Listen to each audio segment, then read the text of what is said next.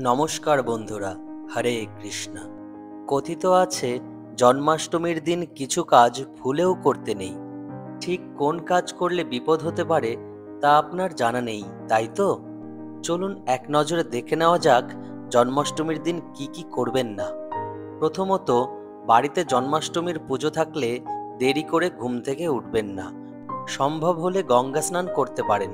শুদ্ধ বস্ত্র পরে নিন।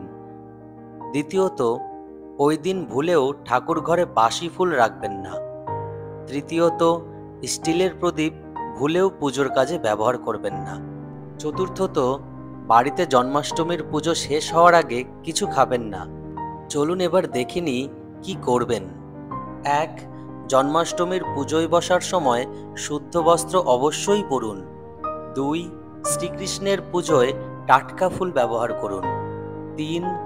তামা, পিতল এবং মাটির প্রদীপ শ্রীকৃষ্ণের পুজোয় ব্যবহার করুন। ৪. প্রসাদে অবশ্যই মাখন মিছরি রাখুন। প্রসাদের সঙ্গে তুলসী পাতা দিন। ৫. জন্মাষ্টমীতে কৃষ্ণ ও বলরামের হাতে রাখি বাঁধুন।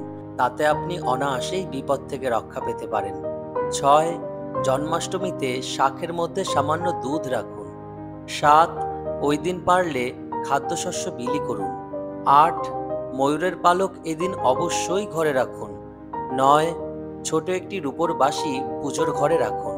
পুজো পাঠ শেষে তা নিজের ব্যাগে রাখুন। তাতে দেখবেন আর্থিক দিক থেকে কোনোদিনও কোনো সমস্যায় পড়বেন না আপনি। ১০. বাড়িতে পারলে গরু কিংবা বাছুরের কোনো শোপিস কিনুন।